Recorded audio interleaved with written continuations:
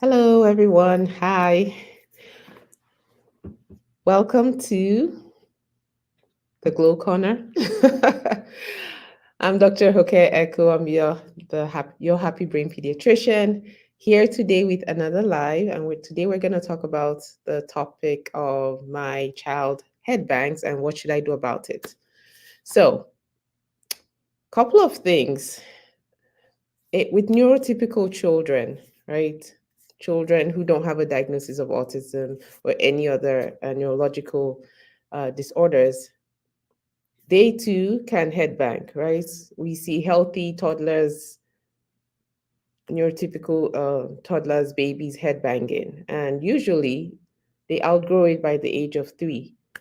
So if your child with autism that has been diagnosed with autism continues to headbang past the age of 3, then I wanted to talk about some tips for you parents. So there are several reasons why children will bang their heads against an object, against the floor. A few of them are it's an indication of physical pain that the child may be feeling physical pain, and this is their head banging as a way to distract them from the pain that they feel. And so it's critical to recognize that as well. The other reason could be that they're frustrated and maybe they're not able to verbalize to you what's really going on with them. And so they will headbang to get your attention. The other reason that's kind of linked to what I just said is they mainly will use headbanging as a way to get your attention because they know that if they headbang, then their caregiver, their parent will rush over to attend to them, then they may be more likely to use that as a strategy. And the other reason that a child with autism may bang their heads is as a symptom of sensory overload, right? They don't know how to handle all of the stimuli that they're getting all at the same time. And so their neurotransmitters are not transmitting what's going on with their brain or what stimuli they may be feeling. And so what you will see is that they will headbang as a result of that because it's just too much for them to handle. And so all of these things are really important for parents and caregivers to know in children with autism as a way to appropriately address them, right? Your child is doing this for a reason. So as any good parent or caregiver, we want to find out what the reason is. So we'll go through a few things, a few strategies to help you identify what's going on. So the very first one is track your child's behavior. What does your child do just before they start headbanging? Usually with children diagnosed with autism, it's a pattern, right? You see children headbang or bang their heads repeatedly for like a period of time. And it can come in episodes and they may or may not be an apparent trigger. But I'm asking that you study your child to see what happens before they start the behavior and also what happens right after it ends. Does your child do anything right after they stop banging their heads? And if so, it's important to keep track of that. It's important to keep track of what happens before so that if there's any way to mitigate the situation, meaning to maybe redirect your child or to address whatever that trigger may be, you can do that to prevent them from going through with banging their heads. So the second strategy I'm going to discuss is padding the area. Often children with autism will pick an area, particular area in the house where they will bang their heads. I'm not saying this is 100%, but it does happen. So if you identify those areas, it's important to pad them with like soft sponges or like foam pads, things like that, so that they don't really hurt themselves. And to go back to what I previously said about neurotypical children, babies, toddlers banging their heads, thankfully, often they don't bang their heads hard enough to injure themselves. But we're not going to wait for that to happen, right? We're going to protect the area that your child will usually bang their heads in so that we can prevent any brain injuries from happening. The third thing would be to spend quality time. Like I mentioned, some children will use the banging of their heads as a way to get your attention. And so, parents, It's so important that we put down our devices and that we spend one-on-one quality time with our children. Because even if your child has a diagnosis, they still aware to some degree of what's going on, and they do know who you are. They do want your warmth. They do want to spend time with you. It goes such a long way. It strengthens the bond you have with your child. It helps your child regulate their emotions because they can feel your love and your care for them when you spend time one on one with them. And so, as much as possible, please incorporate that into your day with your child because that helps your child more than you even know or can imagine. And the fourth thing I'm going to address is sensory input. How can we build a daily routine of sensory input? And what do I mean by that?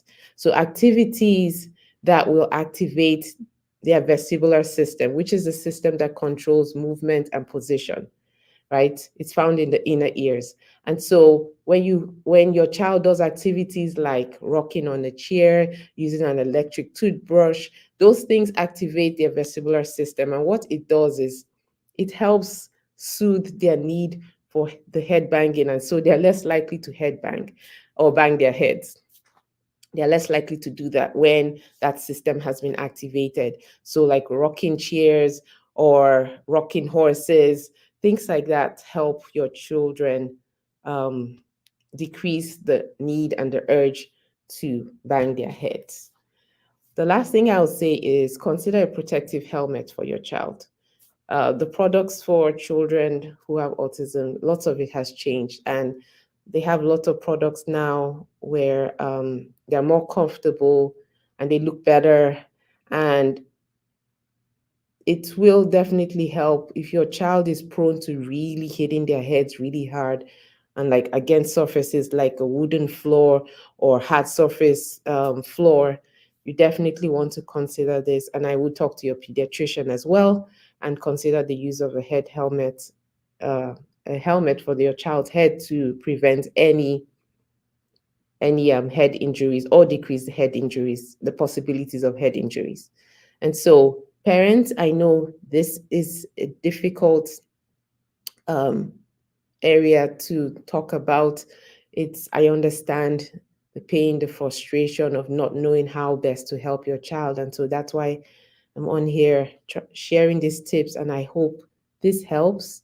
If you need further information, I'll be happy. If you have any questions, I'll be happy to answer your questions. Please leave them in the comments below. Um, I'm going to be doing more of these short topics. If you have any topic you'd like me to address, please let me know as well. I'll be happy to do that. I hope this helps. Again, as I always encourage parents, you are the best parent for your child. Thank you for spending the time to watch this to learn how to better care for your child. Um, please take care of yourself as well because you cannot care for your child unless you care for yourself.